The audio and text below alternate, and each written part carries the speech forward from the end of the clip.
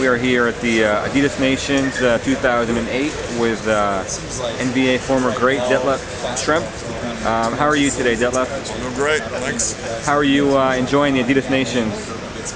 It's been a great program. You know, we've been at it for a little over a year now. We've been all over the world, China, Brazil, Europe, Africa, and U.S. obviously, and putting this together. So it's really a good final product here with the experience, and we've had some pretty good games, and I think kids will really enjoy it from all over the world. So you're coaching the European group. You guys seem to have a pretty strong bunch, at least compared to the last year. How has that been so far for you? Oh, it's great. You know, last year we had kids that were 2 years younger than everybody. They were last year 15-year-olds competing with the 17, 18-year-olds. So right. It was a learning experience for them. This year we probably have, out of the top 20 European players, I'd say we probably have about 8 of them. Right. And they're really competitive. They're never practiced together. You know, we had one practice here and then we played yesterday. So I think they're going to get a little better during this tournament. And they are all very competitive. And I think you're going to see some of those guys play professionally. Maybe not here, but in Europe. Right. How can you? What are you trying to accomplish here? As far as is it more important to win as many games as you can, or is it more about player development? What is the goal?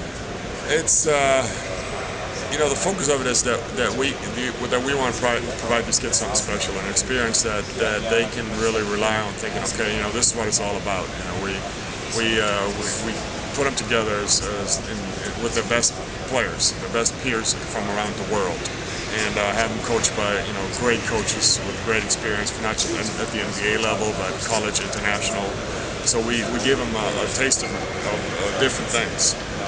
With that, they're obviously supported by Adidas, and we want to build a relationship with them, communication, that they have support. So when they're thinking about, okay, should I sign with an agent, or should I go to college, or should I turn pro? They have a professional that has an objective opinion about it and can help them out. And for them, it's been pretty exciting coming here. And now, it's more about teaching and building a relationship. But they're so competitive; they're all looking forward to the games because they want to win. Right. Anybody impress you in particular from the young guys that you've coached so far, the Europeans? Yeah, we have some pretty good talent. Individually, they don't know each other yet, but we have a couple of good guards. Carl from France, he's played in Italy last year. Is a really good point guard. The Turkish kid is really strong. Dennis, who's right-handed player, likes to go left. Reminds me a little bit of a Carlos Boozer. And we had some really good outside shooters. Nihat Donovic, who's from Bosnia, really good scorer. So a little Czech Republic player, two-guard, that can probably jump as well as anybody here. And Sadaransky. Yeah, Tomas, who's very competitive and all over the court. So we have some really good players. It's fun getting to know them a little better and see what they do and try to help them out. Flashing back to when you were 17, how were things different back then as far as the basketball industry? Did a support system like this exist, these kind of camps, for you? Oh, no. We had I did a basketball camp in Europe when I was 16 or so.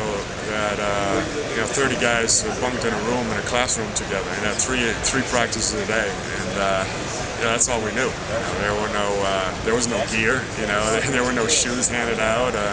There were no flights, taken somewhere in a nice hotel. So it's definitely the cream of the crop and top level.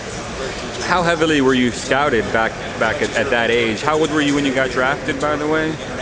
I went to college, so okay. I was 21 when I got drafted. Right. So, but there was no scouting in Europe at 1980. Right. So how did you end up coming over to the U.S. for college? I came to high school. Okay. Yeah, just wanted to come over one year and reached out to some high schools and ended up in the state of Washington. It seems like that's becoming less and less of an option for a lot of international kids. The NCAA has really cracked down on the amateurism rules. How do you feel about that as someone who's gone through that already? I can tell you, honestly, I think the NCAA is very wrong in that regard. I have a German kid whose goal was to play college and he played Division II, which is a semi-pro league in Germany, and did not get paid because he wanted to come to college, and the NCAA just told him he's ineligible for his college career. The kid from Michigan? Yeah, he plays in Cologne. He was supposed to go to Michigan, right? Yeah, Sorry. Who has never taken any money for playing, but he had to play up in the second division because there was no competition at his level.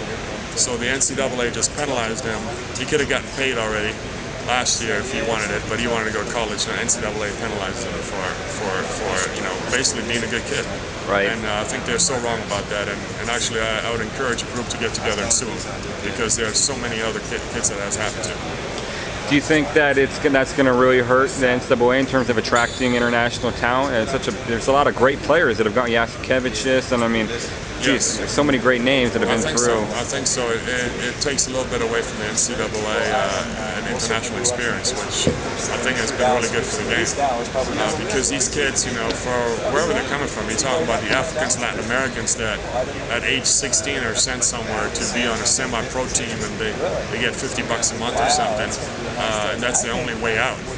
Now you basically discriminate against them and don't give them a chance to really get further ahead because you take that option away from them. Are you surprised by some of the NBA players recently getting up and leaving for Europe, like Josh Childress, for example, Carlos Arroyo? Surprised you at all? Yes and no. I mean, in basketball, all over the world is pretty darn good. You go and there's different atmosphere and different national pride, and now there's some pretty big money elsewhere. Right. It used to be that you do that as a leverage point in negotiations, but now guys are actually going over there and playing, and I think some will really like it and some will not. So, right. Remains to be seen. Right. Detlef, I want to thank you so much for your time. It's been very informative, and best of luck in the rest of the tournament, okay? Thanks, appreciate it.